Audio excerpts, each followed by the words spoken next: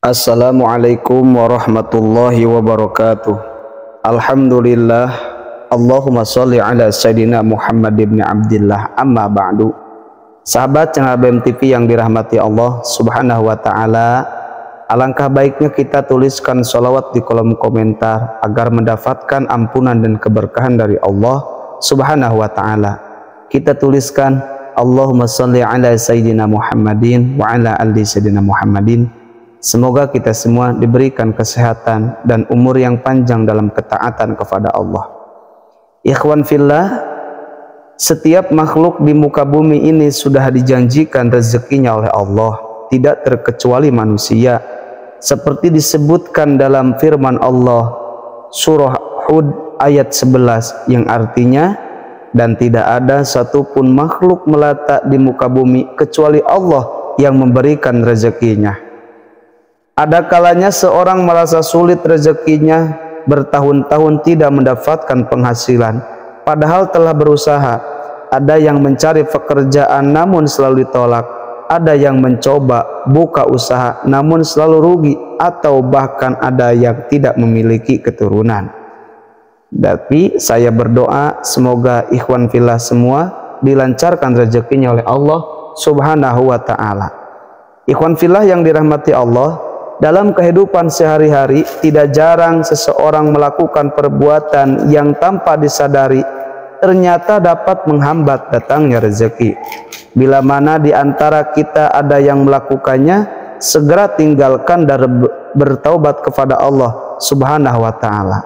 Berikut beberapa perbuatan yang bisa menghambat datangnya rezeki. Di antaranya ada 5. Namun sebelum saya lanjutkan, alangkah baiknya yang belum bergabung di channel ABM TV bisa menekan tombol subscribe, like, komen, dan share.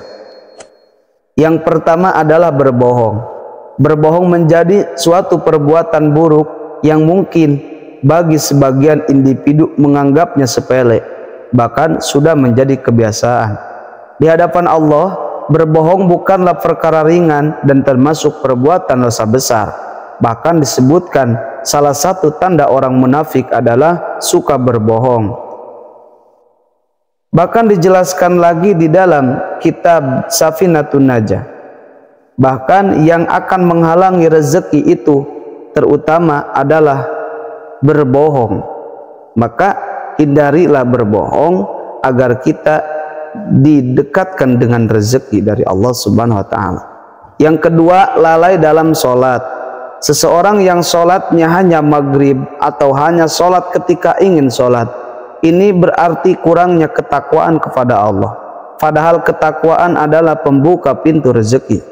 Dalam surah At-Tolak ayat 3 disebutkan bahwa Allah akan berikan rezeki dan jalan keluar dari setiap kesempitan bagi orang yang bertakwa. Allah berfirman yang artinya, dan Dia memberinya rezeki dari arah yang tidak disangka-sangkanya. Dan barang siapa bertawakal kepada Allah, niscaya Allah akan mencukupkan keperluannya. Sesungguhnya Allah melaksanakan urusannya. Sungguh Allah telah mengadakan ketentuan bagi setiap sesuatu. Maka ketika kita meninggalkan sholat, ada sebagian orang yang menganggap bahwa rezekinya tetap lancar, tapi ingat Allah akan angkat keberkahannya. Yang ketiga, malas bangun pagi. Waktu pagi adalah waktu yang penuh berkah, maka manfaatkan waktu pagi dengan sebaik-baiknya. Rasulullah mendoakan keberkahan untuk pagi untuk umatnya. Beliau bersabda yang artinya, ya Allah, berkahilah umatku di waktu paginya. Jika kita malas dan enggan bangun untuk sholat subuh ketika matahari telah terbit, atau setelah melaksanakan sholat subuh tidur kembali, tidak merutinkan zikir dan membaca Al-Quran, maka segera ubah kebiasaan buruk tersebut, karena dapat menghalangi datangnya rezeki. Di antara yang harus kita baca, surah yang akan menjadikan sebab datangnya rezeki, di antaranya surah Al-Waqiah. Ketika kita di waktu malam ataupun subuh kita membaca surah Al-Waqiah, maka rezeki akan didatangkan oleh Allah subhanahu wa ta'ala. Yang keempat yang menjadi sebab terhalangnya rezeki adalah bermalas-malasan. Bermalas-malasan juga termasuk perbuatan yang menghalangi datangnya rezeki. Melambatkan mengerjakan sholat termasuk bentuk bermalas-malasan.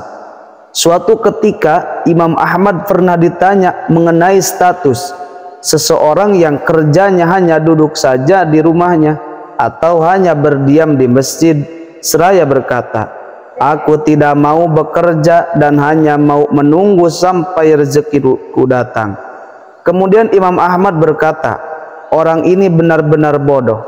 Padahal Rasulullah SAW telah bersabda, seandainya kalian benar-benar bertawakal kepada Allah, tentu kalian akan diberi rezeki.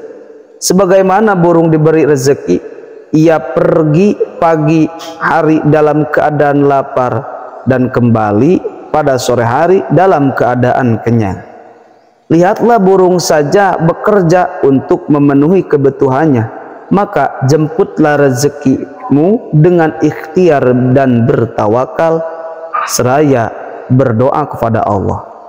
Yang kelima yang menjadi sebab dosa kita menjadikan rezeki terutama akan dihalang oleh Allah Subhanahu wa taala, yaitu berbuat dosa. Rezeki akan terhalang karena melakukan segala bentuk perbuatan dosa. Setiap perbuatan dosa akan berpengaruh terhadap rezeki, bahkan menjadi penghalang datangnya rezeki. Perbuatan dosa seperti riba, ria, zina, syirik, durhaka kepada orang tua, maka dari hasil uang haram itu akan menjadikan sebab rezeki akan lebih seret dan susah. Merendahkan orang lain, bahkan iri dengan orang lain adalah perbuatan dosa yang menghalangi datangnya rezeki. Sehingga Rasulullah bersabda yang artinya, sesungguhnya seseorang dihalangi dari rezekinya disebabkan oleh dosa yang dilakukan. Bahkan dijelaskan dalam kitab Ta'limul Muta'alim, yang akan menghalangi rezeki itu adalah dosa.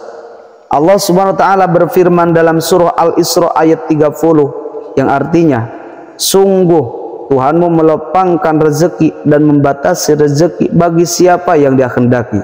Sesungguhnya Dia Maha mengetahui lagi Maha melihat hamba-hambanya. Jika kita tidak pernah melakukan maksiat namun rezeki terasa sulit, maka itu adalah ujian. Solusinya adalah sabar dan tingkatkan ketakwaan, bertawakal sepenuhnya kepada Allah Subhanahu wa taala. Mengurangi rezeki merupakan salah satu bentuk kasih sayang Allah agar selalu bermuhasabah. Rezeki tidak hanya berkaitan dengan uang dan barang, berkah, kesehatan, kesempatan, ketenangan hati, serta anak yang soleh dan soleha merupakan bentuk rezeki yang lebih besar daripada uang dan barang. Nah, ikhwan fillah yang dirahmati Allah, itulah 5 hal yang menjadikan sebab rezeki kita terhalang. Di antaranya 5 itu yang selalu dianggap sepele. Semoga bermanfaat. Billahi hidayah wa taufik. Wassalamualaikum warahmatullahi wabarakatuh.